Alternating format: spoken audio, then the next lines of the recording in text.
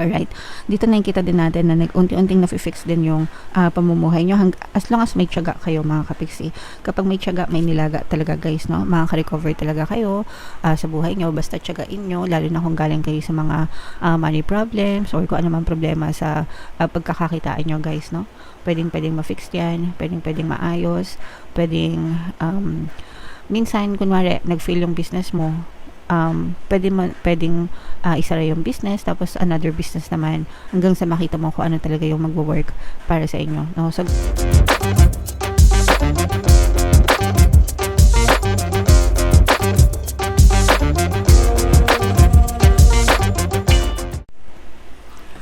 hello guys, hello Virgo, welcome back to Pinay Pixie Tarot. Ang pamagat ng episode natin for tonight is Money Come to Me. Ito yung ating money reading guys para ngayong March para sa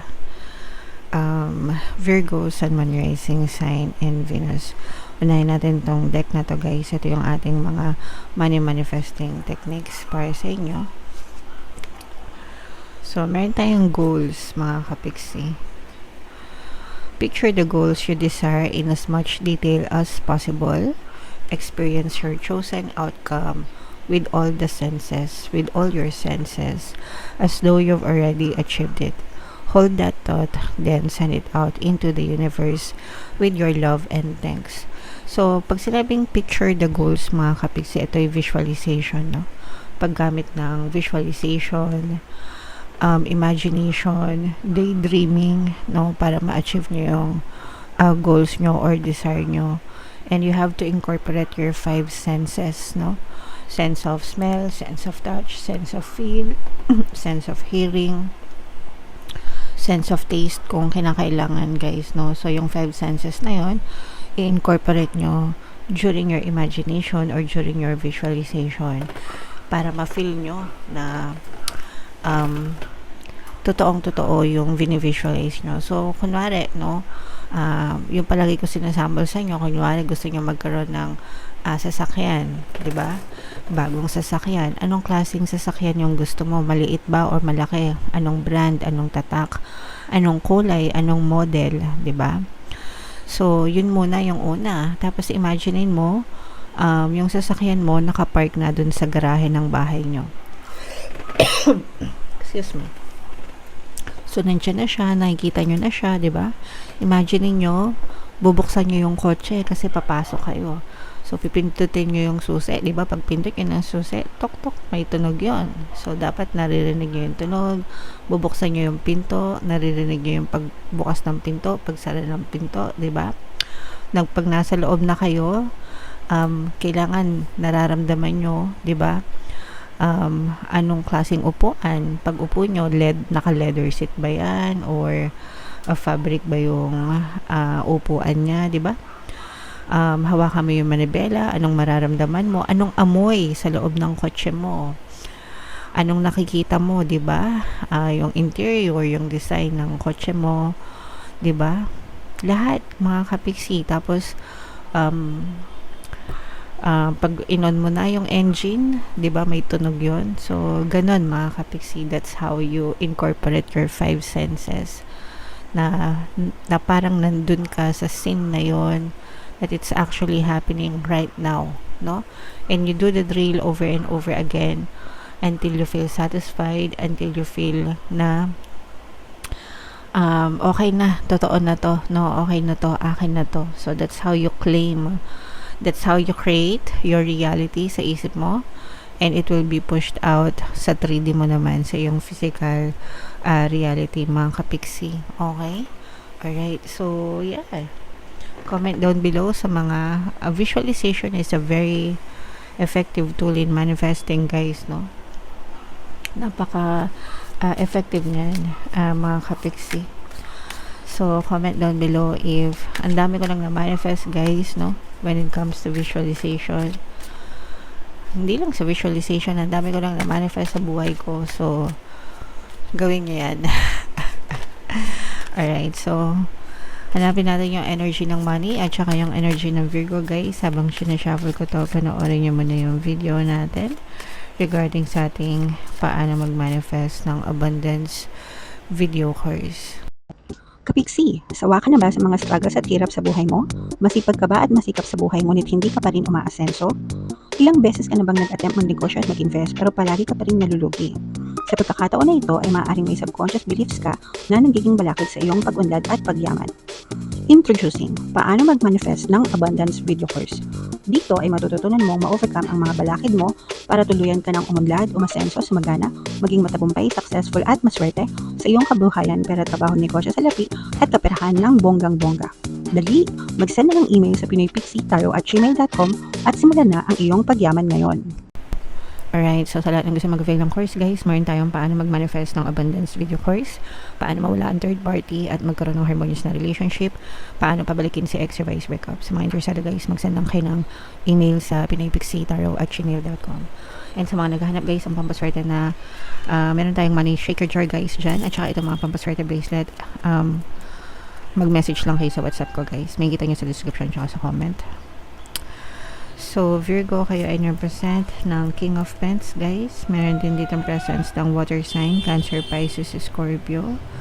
For some of you guys, maaari may ganyang element kayo sa inyong natal chart, or you may be dealing with other signs na may ganyan sa kanilang natal chart. Excuse me. Eto guys, nakikita natin yung tough competition dito, no? Pwedeng competition sa business, pwedeng competition sa trabaho. For some of you guys, medyo parang para sa iba, parang dirty competition ito. Yung iba, ibig sabihin ng dirty competition, ginagawan kayo ng pangit ng competitor nyo. So, kunwari, may tindahan kayo, tapos may tindahan din sila. Sinisiraan nila yung tindahan nyo para hindi bumili yung mga customers sa inyo, para maglipatan sa kanila. Yung mga ganun. O kaya yung may mga naiinggit, no? Na parang sinisiraan kayo, binabadmouth kayo sa ibang tao, ganyan. Ayaw nila na masaya kayo, ayaw nila na sumasukses kayo, ayaw nila na gumaganda yung buhay nyo. In short, no? Inggit, no? Mga naiinggit, and yeah, so you have to protect yourself, guys, no? Mas maganda you stay low-key palagi, guys, no? Okay lang naman na mag-flex kung gusto nyo mag-flex, pero you have to bear the consequences ng pag-flex, mga kapiksi. Para sa akin, mas okay pa rin na low-key. Low-key tayo, mga kapiksi, para hindi masyadong mainit sa mata ng ibang tao. Guys, okay? So, yan yung nakikita natin sa inyo, mga kapiksi. And sa positive naman, ito guys, lalo talaga kayong pinagpapala, no? Especially kung may negosyo kayo, mga kapiksi. At saka ito guys, kahit hindi negosyo, kahit na career, parang na-establish nyo na yung pangalan nyo, na-establish nyo na yung brand nyo, yan talaga yung pangarap nyo, no? Na to establish something on your own. So, kung sa career yan, parang naka-establish kayo ng career na kayo lang, walang mga backer-backer, kumbaga umangat kayo, umasenso kayo sa karera nyo dahil sa sarili nyong pagsisikap, ganyan, walang mga palakasan, ganyan. So, sa sarili nyong sikap. Ganun din sa negosyo nyo, no? Especially kung yung mga business nyo online, parang gumagawa siya ng ingay online, marami kayong followers, marami kayong mga positive reviews online, kaya lalo kayong pinupuntahan. Kung meron kayong mga physical store, kunwari kainan, ganyan, marami kayong positive reviews online, so as a consequence, maraming kumakain sa inyo sa totoong buhay, mga kapiksi, and you are making a brand, no? Yung brand nyo gumagawa ng ingay, and yun talaga yung pangarap nyo, so you are being so blessed. Guys, sa trabaho, ganun din, no? Parang nakikilala yung pangalan nyo. Kasi magaling kayo magtrabaho. Pag sinabing, parang palagi kayong hinahanap, no? Kasi magaling kayo, mga kapiksi. Okay? So, galingan nyo lang, guys. At saka yung iba sa nyo, parang yung pangarap nyo pa nung kabataan nyo, no? Talagang pinupush nyo, mga kapiksi, ko ano man yung pangarap nyo nung kabataan nyo, talagang kumbaga nasa isip nyo pa rin siya. And kunwari pangarap mo maging artista, ganyan, nandun pa rin sa isip mo, no, na parang hindi ka titigil hanggang hindi ka nagiging artista, yung mga ganyan, hanggang hindi ka nakakuha ng mga role, kahit pa extra hanggang sa, tsaka may mga plano ka, no, may mga plano ka kung paano mo siya gagawin, kung paano mo siya i-execute. So yun yung maganda sa inyo, Virgo. So you stay true to your goals, be committed to your dreams, mga kapiksi, dahil ang mga dreams ay nagkakatotoo. Dreams can turn into a reality as long as nagpe-persist kayo, guys. Okay? Alright. Dito nakikita din natin na unti-unting na-fix din yung pamumuhay nyo as long as may tiyaga kayo, mga kapiksi. Kapag may tiyaga, may nilaga talaga, guys, no? Makaka-recover talaga kayo sa buhay nyo. Basta tiyagain nyo, lalo na kung galing kayo sa mga money problems or kung ano man problema sa pagkakakitaan nyo, guys, no?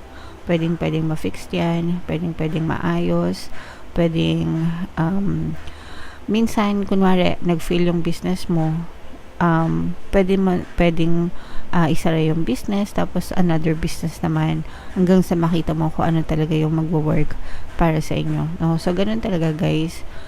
Hindi naman siya, kumbaga, try until you succeed. So, for some of you, parang ganun yung ginagawa nyo, you are rebuilding, parang nire-rebuild nyo, no? Especially kung galing kayo sa failure, mga kapiksi. And right now, talagang nakikita natin na, sabi ko nga, no, sumasukses na kayo, mga kapiksi, nakaka-recover kayo, sumasukses kayo, guys. So, ituloy-tuloy nyo lang yan. Basta meron kayong plano, mga kapiksi. And ito yung babala, no? So, pagdating sa pera, babala ito.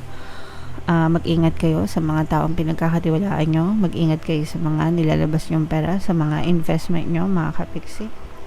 Wag na wag kayong papasok sa isang sitwasyon, sa isang bagay, lalo na sa investment, kapag hindi nyo alam kung ano yung pinapasok nyo.